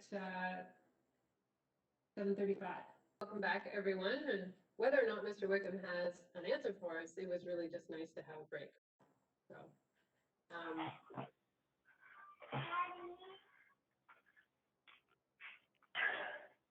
hi, Mr. Wickham. Yes, thank you very much for the opportunity to phone a friend. And Councillor Pettingill, that was an excellent question. You stumped me. Nora, you can have a caramel apple in 1 minute. I'm talking to the mayor. Okay. And council. So the answer is that, yes, actually $5 a ton is similar to what it would cost to recycle in the city. So in the same order of magnitude. At $20 a ton, we got 0 last year at the landfill. This actually ends up being a problem. There is a beneficial use for cover and for road building. We actually require some. And so we get some through our own projects, but not necessarily enough. And so I guess this is a bit of an exercise in trying to gauge the market. So if this year we have a $5 a ton, we end up with more than we'd like, then we'll have to come back cap in hand and say you were right, and put it up to $7 a ton. But we're in the right ballpark. 20 was too high. 10 is probably too high, understanding the market. So we think 5 is about right, and we'd like to give it a whirl. Thank you very much, Mr. Wickham, for tracking that down for us. It's really helpful. And I was saying while we we're on the break that maybe your team was all out mountain biking because of the nice weather, but I'm glad you got hold of someone. All right. So I think we've answered everyone's questions unless there is any other hands at this point. And so staff propose first 3 readings of this fees and charges bylaw update. There's someone that'd like to move that. Moved by Councillor Stoner, second by Councillor Pettengill. Any further comments? Yes, Councillor Stoner. Just a quick comment of thanks to staff for their work on this and for the quick call a friend. That is quick action there so that we can get this conversation wrapped up. I do think it is important that we do because I am particularly excited to see the piece on the municipal works permit fees come forward. I think that is something that something I've been looking for a while. So I'm excited to move first 3 readings of this and thanks staff for continuing to move this project along. Thanks. Any other further comments? Seeing none, I'll call the question. Any opposed? Motion carries. Thank you for joining us this evening. Okay, we're on to item 9B2. District of Squamish Subdivision and Development Control Bylaw, Amendment Bylaw number 2821. And this is with regards to lighting updates. And Ms. Hamilton, nice to see you. Hello, everyone. Can you hear me? Yes, we can. Awesome. All right. And I'm going to, let me see this screen here. Yes, that's great. Wonderful. This is my first attempt of presenting from home. So I'm glad this is working. So good evening, Mayor and Council. My name is Carrie Hamilton. I'm a planner with the Community Planning Department. And I'm presenting to you today Amendment Bylaw 2821, 2021 for the Subdivision Development Control Bylaw focused on lighting changes. So street lighting is a part of the streetscape review for new developments and subdivisions, and it becomes a part of district infrastructure to run and maintain. So for background, some of the challenges the current bylaw is facing is that it only has 2 approved light fixtures, which has led to a number of different lighting fixtures throughout our downtown and throughout Squamish. The image on this slide shows 6 different light poles and fixtures in our downtown alone as an example of this issue. So new developments were often proposing their own unique street lighting, resulting in different lighting fixtures, qualities, illumination levels, and lighting colors. Lighting design is complicated, and the bylaw was lacking detail that staff needed to properly review lighting designs specific to Squamish's needs. In 2019, staff began a lighting review that consisted of comparing existing lights with new lights being proposed by the current major developments such as Waterfront Landing and Oceanfront developments. Staff internally reviewed multiple different fixtures for durability and maintenance, manufacture, for procurement and replacement, cost, location, consistency, and aesthetics. Staff also went on night lighting reviews throughout the district to measure light illumination levels, review lighting complaint areas, and assess safety and lighting aesthetics. In June 2019, staff put out an official request for information to request fixtures, particularly for the downtown, to review. An internal review team consisting of planners, engineers, public works, and even our environment teams reviewed the 6 lighting design submissions. In 2020, staff hired PBX Engineering Lighting Designer Specialists to help staff create the new district street lighting design criteria in accordance with municipal standards. As a result, all of this review work, a new district Squamish street lighting design criteria document was created. Highlights of the document include reduced maximum color temperatures to support amber light and lower warmer lighting temperatures, which are in line with the latest research that supports that higher blue tone light colors negatively impact human circadian rhythm and impact mammal and amphibian and insect natural cycles. It highlights special light color maximums for trail lighting within riparian areas and environmentally sensitive ecosystems, specifically to reduce impacts on salmon. Clear regulation for staff to review lighting designs, and it has clear regulations for lighting professionals to follow. As an added benefit, the design criteria also follows a similar layout to the municipal technical guidelines, which further adds to its user clarity and functionality. The document includes technical drawings to provide further clarity of pole dimensions and placement and light fixture types.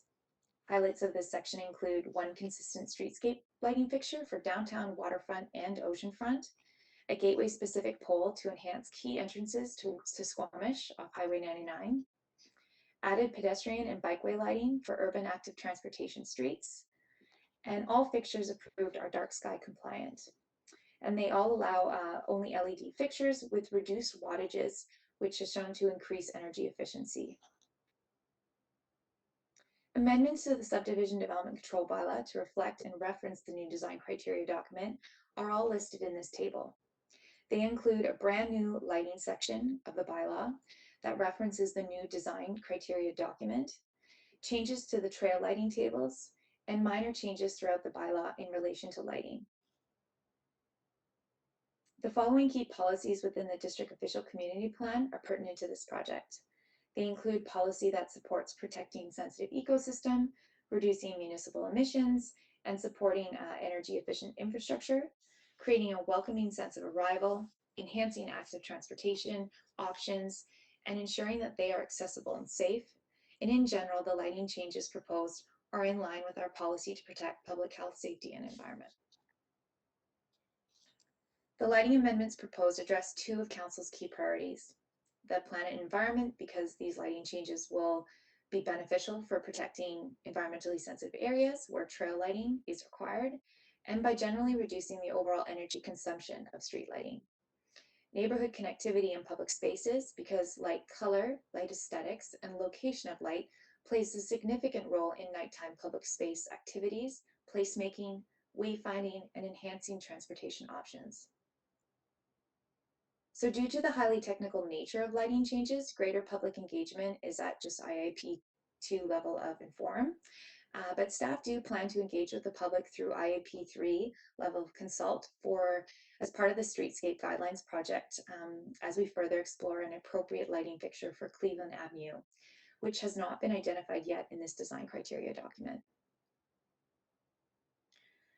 Staff recommend that District of Squamish Subdivision Development Control Bylaw number 2649, 2018, Amendment Bylaw number 2821, 2021 be given first, second, and third reading.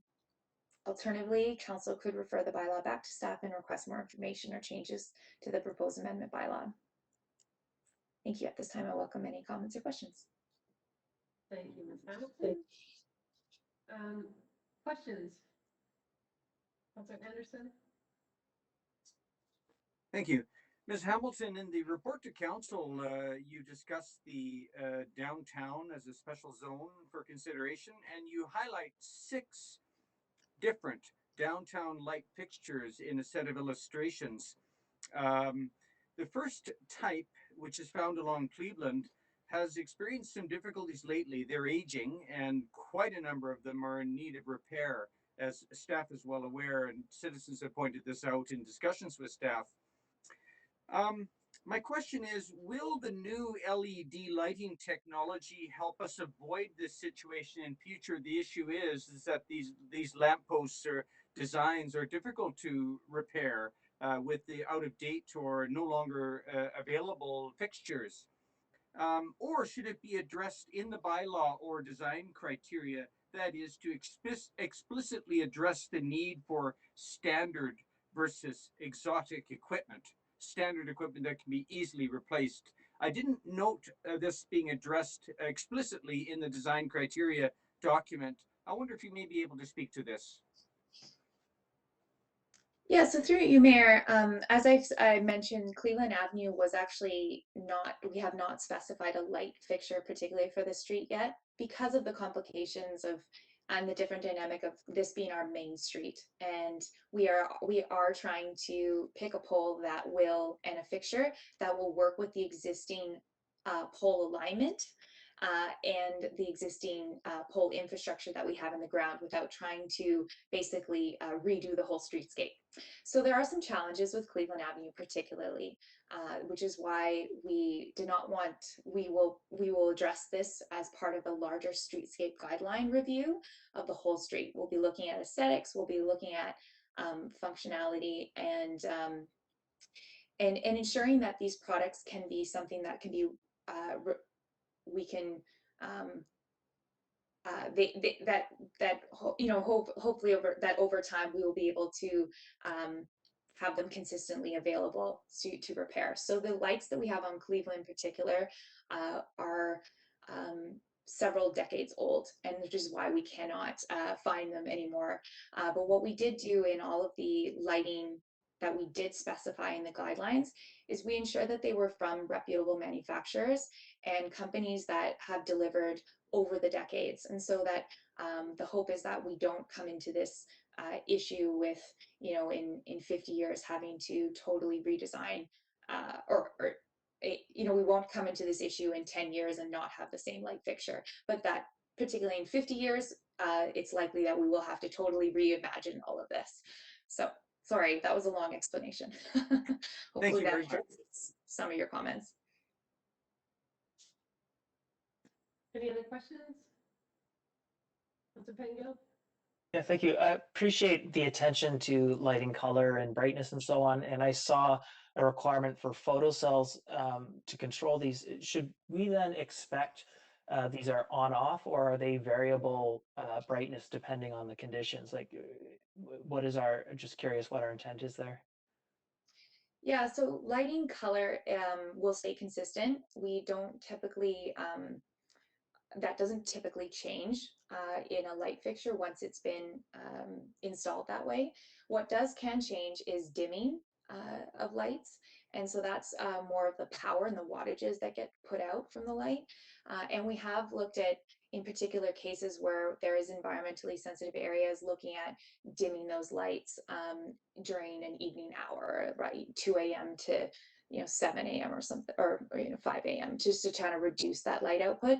But that's the extent of what we've looked at in terms of kind of having those light levels change.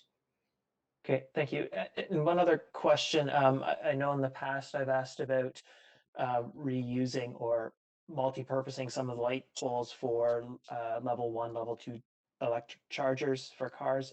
I know in some places they do that. I know there can be technical challenges, and I know we don't want to get into the business, but in terms of having the infrastructure available to third parties that they could lease and have that, is that something that's supported here, or is there a reason why we wouldn't consider that sort of thing in this sort of bylaw?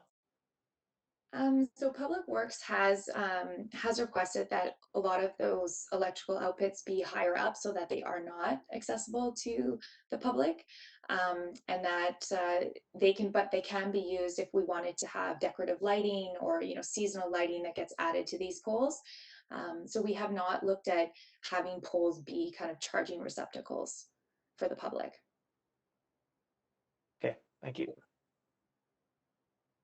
Ms. Hamilton, do these standards around illumination, how do they take into account our rainy climate? So being able to see pedestrians at intersections when it's dark and pouring rain.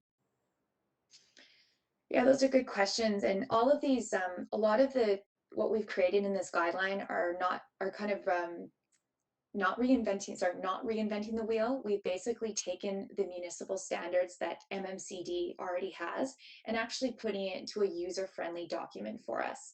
So a lot of these, the crosswalk standards, they haven't changed. There are light levels that are required for crosswalks specifically to ensure safety, and they are higher levels than you would typically find on just a sidewalk. And so those are all researched and well documented, and all the municipalities follow that. What we wanted to do with these guidelines is make them more user-friendly for our staff and make them user-friendly for the lighting professionals that are proposing these things, because we found that those guidelines were not always being met. So now we have a very clear document that says, if you have a crosswalk, this is where the lights need to go. These are the light levels that need to be outputted in to ensure safety.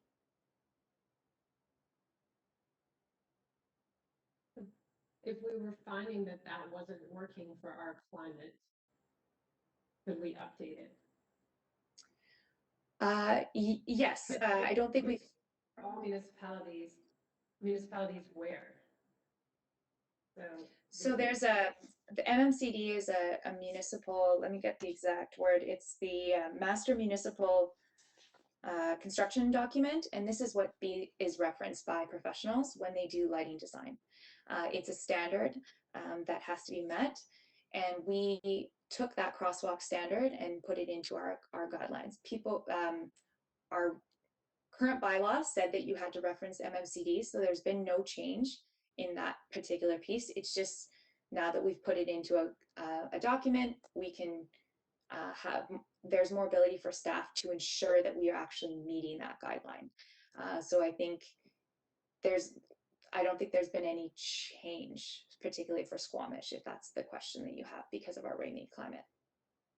And then in our own sort of public works budgeting over time, will we upgrade what exists to this new standard so that there's consistency, or how do we start to then align this, not just with new builds, but what's already out?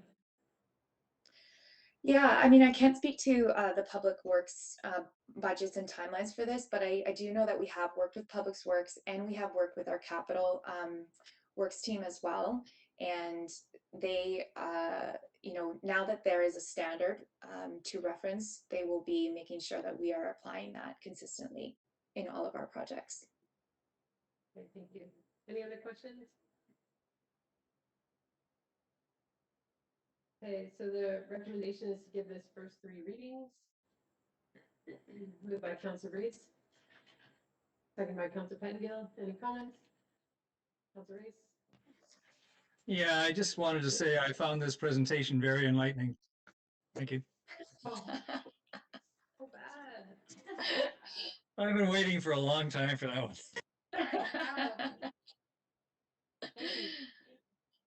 Moment. Councillor Pettengill? Yeah, I don't think I can really follow that up, but I am, I'm glad we're paying this sort of attention to this. And I'm not in a position to say that, there must be this specific thing done at this point to support chargers on these poles. But I would just sort of, as we're working through and forward on our community climate action plan, from my mind, it's not just an option of people plugging in, but just making sure there's enough current or voltage in the lines, maybe that someone else could put in whatever equipment and run third party, just to get more use out of our municipal infrastructure, and just making sure we're keeping open to those options and, for the future, and hope we can keep our minds open on that. And with that, though, I will be supporting this. And thank you for the work on it. Thank you. Any other hands? All right, I'll call the question. Any opposed? Motion carries. Thank you, Ms. Hamilton. Nice to see you. Okay, under 9C, we have a number of adoptions. So we'll go through these hopefully promptly, one at a time. So first up, 9C1 is District of Squamish Development Cost Charge Bylaw 2020. Sorry. There's a number missing there. Number 2762 2020 be adopted. Moved by Councillor Stoner, second by Councillor French. Any comments? Councillor Anderson? I take it, and this is a question to staff, that the Inspector of Municipalities has given full approval to the proposed bylaw. It seems it's coming by uneventful, which is good. But all of this is in order then with the Inspector of Municipalities, Mr. Buxton? Yes, it is. May I also add a further comment? I think for future, and it may be a few years before we return to the development cost charges bylaw, it's much easier to conduct engagement with the residential development community, that is the housing developers, than it is for the institutional and industrial sector. And I think we might give attention in future to some way to sort of institutionalize or have a mechanism for reaching out to the industrial and institutional stakeholders And one group that may be of assistance here is the Squamish Chamber of Commerce. And this would involve a conversation with them to encourage them to play a role in this. But I do think it's necessary to make sure that our engagement process is really up to where it needs to be relative to the residential. We wouldn't want hard feelings to come out relative to, you know, the rates that may be proposed and a little bit of a difficulty to reach out to those stakeholders. That's just a comment, and we'll revisit the process in a few years, I expect. Thank you. For clarity, Mr. Buxton, when are we revisiting this? This year. We get to do it all over again. Your comments are well taken. Thank you, Councillor Anderson. Any other comments? All right, I'll call the question. Any opposed? Motion carries. Next up, we have all the loan authorization bylaws. So the first up is the Squamish Landfill Gas Capture and Flare Capital Works Loan Authorization, number 2692, 2020, be adopted. Moved by Councillor French, seconded by Councillor Stoner. Any opposed? Motion carries. The District of Squamish Technology Transformation Project Capital Works Loan Authorization Bylaw number 2774, 2020, be adopted. Moved by Councillor Anderson, seconded by Councillor Hertford. Any opposed? Carries. The District of Squamish Peninsula Main Road Phase 2 Capital Works Loan Authorization Bylaw number 2775, 2020, be adopted. I'll move that, seconded by Councillor Reese. Any comments? I'll call the question. Any opposed? Motion carries. District of Squamish Water Meter Capital Works Loan Authorization Bylaw number 2776, 2020, be adopted. Moved by Councillor Pengo, seconded by Councillor Stoner. Any comments? Any opposed? Motion carries. District of Squamish Main Fire Hall Valley Cliff Capital Works Loan Authorization Bylaw number 2777, 2020, be adopted. Moved by Councillor French, seconded by Councillor Anderson. Any comments? Call the question. Any opposed? Motion carries. Thank you very much. So we're on to item 10, staff reports. Under corporate services, we are going to cancel the April regular business meetings and make them into special meetings during the state of emergency. For someone that will move that. By Councillor French, seconded by Councillor Herford. Any opposed? Motion carries. 10B, under emergency services, the Community Resiliency Investment Program Economic Recovery Grant 2021.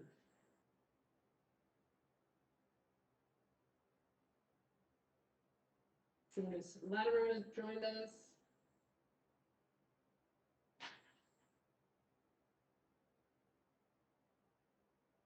Hi, good evening, Mayor and Council. Just do a quick sound check that you can hear me. We can, thank you. Excellent. So good evening. I'm Megan Latimer, Emergency Program Coordinator with the Squamish Emergency Program, and I'm joined as well by Fire Chief Bill Stoner. And staff are here tonight to seek approval from Council to submit an application to UBCM for a Community Resiliency Investment Program grant under the new Economic Recovery Stream, and to outline the proposed use of those funds. So you'll remember that in 2018, we completed our community wildfire protection plan, which included 48 recommendations for how to make Squamish safer in the event of a wildfire and how to mitigate against wildfire. And in 2019, the province instituted the Community Resiliency Investment Program suite of funding. And this program is really aimed at reducing the risk and impact of wildfire to communities. So the District of Squamish has been very successful in applying for grants from this program. We now administer a fairly robust amount of funding under the Community Resiliency Investment Program of about $381,000 in grants. And that's from 2019 to 2021. We just secured our most recent one under this program. And this is a new funding stream that was just announced in February that's still under this program, but is extra money that's been put forward as part of the COVID economic recovery funding through the provincial government. So this new grant will also be for $150,000 maximum, and staff intend to apply for the maximum amount under the grant. This will allow the DOS to bring forward 2022 programming that was already planned under the Community Resiliency Investment Program and under our Community Wildfire Protection Plan, and bring that forward into 2021. There's two main areas that we're focusing, that we're planning to focus activities under this grant. The first is around a demonstration fuel management treatment for part of the Brackendale Farmers Institute. The demonstration fuel management treatment will encompass the northern borders of the Brackendale Farmers Institute Park. And a fuel management prescription was already completed for the entirety of the Brackendale Farmers Institute earlier in the year. And this is really part of a larger Squamish prescription project for areas that were identified in our Community Wildfire Protection Plan. So the demonstration treatment is intended to target a trail buffer on the northern and eastern edges of the park, near some of the homes on Ross Road and Brackendale Elementary School. This park is, as you know, heavily used by the public and will provide an excellent opportunity to display information, signage about fuel treatments in general, and also fire smart education in this area that we can then use to build on for future fuel management and fire smart activities going forward. The other area that we are targeting, intend to target activities under this funding stream is for fire smarting, doing fire smart vegetation management of critical infrastructure around the district of Squamish. So there are a number of different critical infrastructure sites, both that are owned by the district and by partners, that would be critical in the event of a wildfire. And these were recently assessed by one of our registered professional foresters that we work with in early March. And 9 sites were identified around the district where vegetation management would improve the resiliency of the structure of these structures to wildfire. So the sites that have been identified are the 4 District of Squamish reservoirs and water stations, the Powerhouse Springs well site, 2 District of Squamish emergency communication towers, the site of the new Squamish Fire Hall #1 in Ballycliffe, and the Squamish Hospital. And so this part of the project would involve the removal, thinning, and pruning of trees in priority zones around that critical infrastructure and removal of that vegetation. And we're hoping that with this work, we'll be able to attract local crews to actually undertake the work and to build capacity for vegetation management here in Squamish, as we have a series of other operational fuel management treatments planned for the coming years, and there will be continued maintenance that's required as well, all of which we hope will be covered under the Community Resiliency Investment Program funding. So with that, staff's recommendation is that council approves for us to submit an application to UBCM for the Community Resiliency Investments new Economic Recovery Stream Grant. And I will hand it over for any questions. Thank you. Councillor Anderson. Thank you. I'm looking at the engagement section in the staff report, where it discusses the communication plan to be developed and neighboring properties, First Nations, and provincial government to be consulted. My question is whether there are two entities that might be on that list and may already be on your list. And one is the Smoke Bluffs Park Staff Advisory Committee, because I believe at least one of your installations is within the Smoke Bluffs Park, a reservoir as well as a tower. I'm not sure which towers you might have identified. So that just to be sure, because I think they could give some feedback and learn from the exercise as well. It is an area close to me, and I've lived through 3 major fires in that area. My second question is whether some of these installations may be in the community forest boundaries, or within the community forest boundaries. The Debeck's Hill is a communications tower, as well as the Wells site. So that I guess my question really is whether those two organizations or representatives of them could be a part of your communications plan. Community Forest Manager and the Smokeless Park Advisory Committee. Through the chair.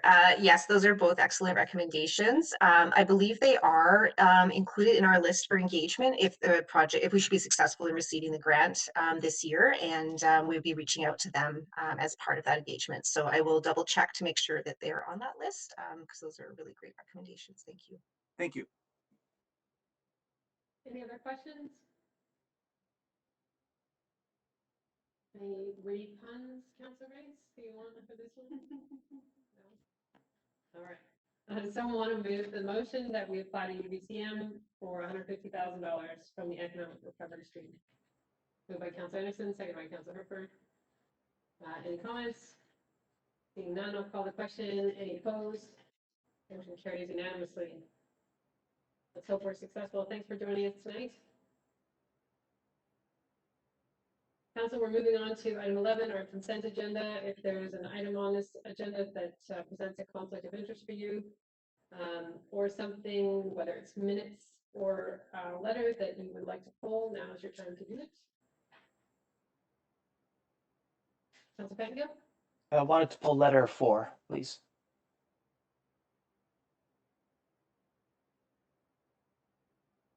Any others? Seeing none, is there someone who can move the consent agenda? Moved by Councilor Stoner, second by Councilor Grace. Any opposed? Motion carries. We'll deal with your item, Councilor Pettingill, as 13A6. No, 5, sorry.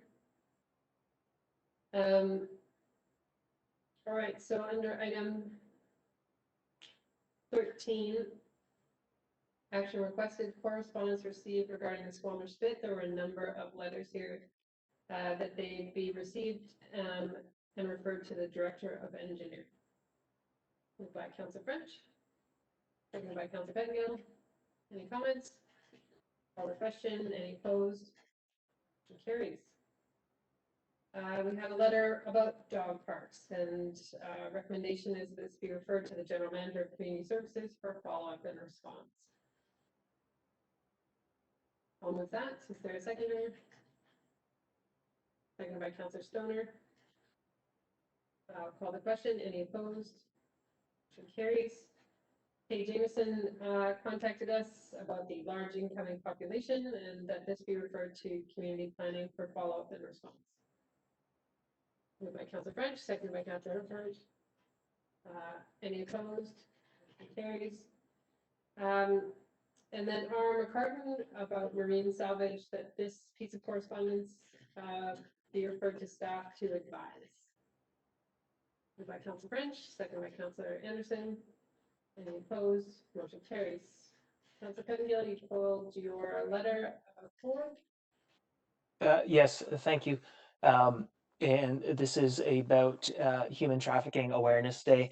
I just wanted to pull this for 2 reasons. One, to flag that, you know, with unfortunate, I think, economic fallout from COVID, and if we start to see a lot of work camps, I think some of these issues may become bigger issues than we might like. And so I just want to flag for the future, if we start seeing TUP permits for work camps and so on, this is the sort of presentation I would appreciate to inform some of those thoughts.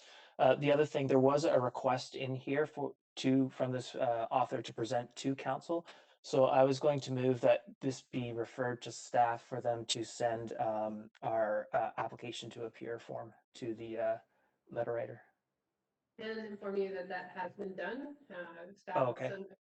And she has submitted a request to appear and has been granted 5 minutes at a committee of the whole. Okay, so I will just move receipt then. Thank you. Seconded by Councilor Stoner. Any opposed? Motion carries. We have recommendations from committee of the whole from March 9 that council receive the oceanfront amendments report and provide feedback on the items noted in the staff report at committee of the whole held on March 9th. Moved by Councilor Race, seconded by Councillor Stoner. Any comments? Call the question. Any opposed? Motion carries. That the District of Squamish received the Open Data Policy Project with further consideration to IDEA principles, meaning our program around inclusion, diversity, equity, and access, disaggregation of data, and climate change as presented on March 9th, 2020. Moved by Councillor French, seconded by Councillor Herford. Any comments? Call the question. Any opposed? Motion carries. And finally, the Arts Council letter of support. Moved by Councillor Rice, seconded by Councillor Herford. I'll call the question. Any opposed? Motion carries. Any business arising from the minutes? Seeing none, we don't have any items under 16, 17, 18. Is there anyone online for open question period? There is not. Any councillor staff announcements? Councillor Anderson. Yes, this Thursday evening at 7 p.m., Diana Gunstone, who is affiliated with both the Squamish Volunteer Society and the Lower Mainland United Way, is hosting an online panel and discussion, Zoom style if you'd like, about community building, asset-based community development, and placemaking. One of the panelists will be Doug Hackett from the Squamish Community Foundation. And Mr. Hackett will speak about the Foundation's Neighborhood Small Grant Program. So in case anyone is interested to learn more, you can consult the Eventbrite website, and the name of the event is Squamish Local Love Building Community, this Thursday, 7 p.m. Thank you. Wonderful. Thank you, Councillor Anderson. Any other announcements?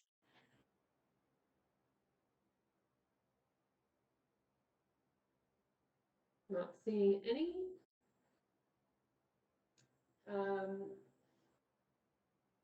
Then there's only one thing to do, and that is to terminate this meeting. Moved by Councillor Stoner, seconded by Councillor Herford. Any opposed? Seeing none, motion carries. All right, thanks everyone. Thank you staff who supported us tonight.